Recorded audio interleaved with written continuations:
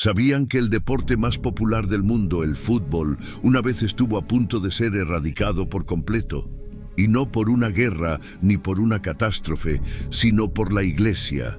Sí, has oído bien. Hoy vamos a viajar en el tiempo, a una época donde patear un balón era considerado un acto inmoral y pecaminoso. Quédense conmigo para descubrir la increíble historia de cuando la Iglesia intentó prohibir el fútbol. Para entender esta historia, tenemos que transportarnos a la Europa del siglo XIV. Olvídense de los estadios modernos, de las reglas del VAR y de los fichajes millonarios. El fútbol de aquella época era algo completamente diferente. Se le conocía como fútbol medieval o fútbol de carnaval, y era un juego brutal, caótico y a menudo violento.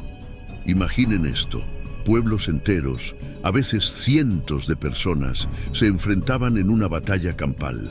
No había un número fijo de jugadores ni porterías definidas. El objetivo era llevar una vejiga de cerdo inflada que hacía de balón, desde un punto de partida hasta un lugar designado en el pueblo rival, como la puerta de la iglesia o un molino.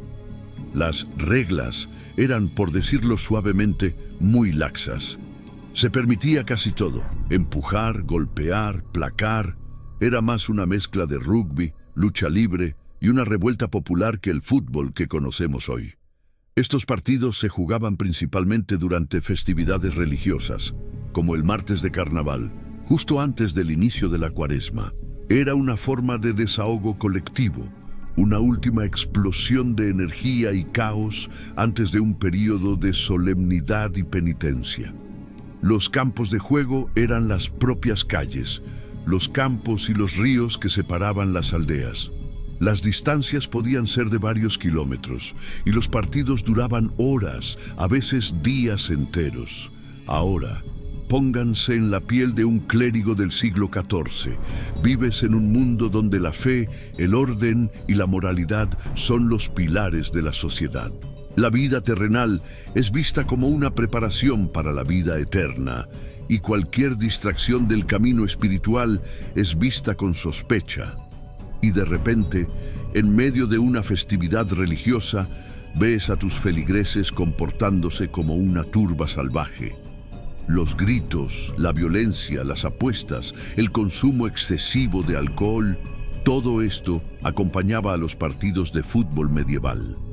Las crónicas de la época describen escenas dantescas: ventanas rotas, campos de cultivo destrozados, puentes colapsados por la multitud y, lo que es peor, heridos graves e incluso muertes. Era una disrupción total del orden social y, desde la perspectiva de la Iglesia, una puerta abierta al pecado.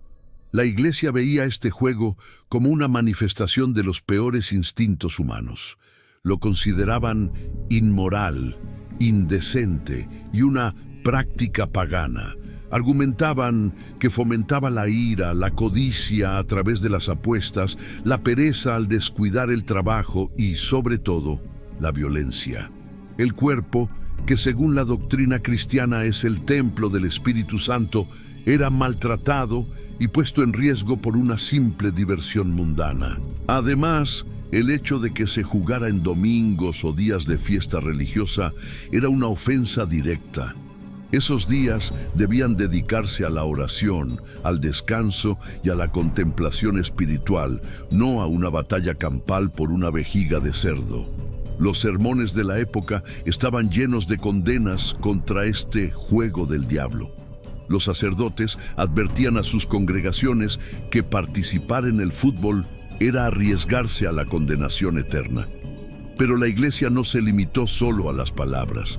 Empezaron a ejercer una presión considerable sobre las autoridades seculares para que tomaran medidas. Y aquí es donde la historia se pone aún más interesante, porque no solo fue la Iglesia, sino también los reyes, quienes vieron el fútbol como una amenaza.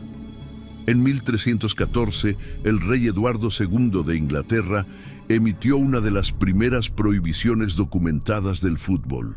En su proclamación se quejaba del gran ruido en la ciudad causado por el alboroto de grandes balones y prohibía el juego bajo pena de prisión.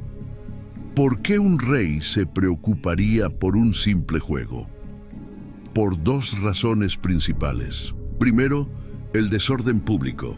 Como hemos visto, estos partidos eran caóticos y destructivos, afectando al comercio y a la paz social.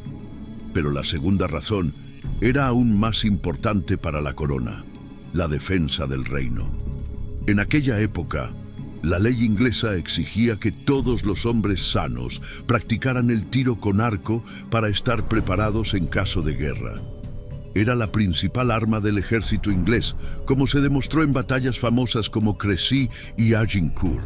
El rey y sus nobles veían con alarma cómo los jóvenes preferían pasar su tiempo libre pateando un balón en lugar de perfeccionar su puntería con el arco. El fútbol era una distracción peligrosa que debilitaba la capacidad militar de la nación. Así que, por un lado, teníamos a la Iglesia condenando el juego por razones morales y espirituales. Por otro, a la monarquía prohibiéndolo por razones de orden público y seguridad nacional. Parecía que el fútbol tenía los días contados. A lo largo de los siglos XIV y XV, reyes como Eduardo III, Ricardo II y Enrique IV reiteraron estas prohibiciones una y otra vez. Se impusieron multas, castigos e incluso penas de cárcel para quienes fueran sorprendidos jugando. En Francia, la situación era similar. En 1369, el rey Carlos V prohibió todos los juegos que no fueran útiles para la guerra, incluyendo el Jeu de Soule, la versión francesa del fútbol medieval.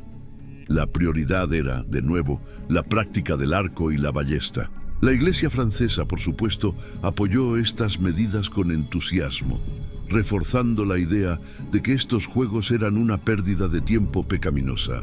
Entonces, con la Iglesia y la corona unidas en su contra, ¿cómo sobrevivió el fútbol? La respuesta es simple: por la pura pasión y terquedad de la gente común. A pesar de las prohibiciones, las multas y las amenazas de castigo divino, la gente siguió jugando. El fútbol estaba tan arraigado en la cultura popular, era una tradición tan querida, que ninguna ley o sermón podía erradicarlo. Se convirtió en un acto de rebeldía, un desafío a la autoridad. La gente jugaba en secreto, en campos alejados de los pueblos, lejos de la mirada vigilante del sheriff o del párroco local.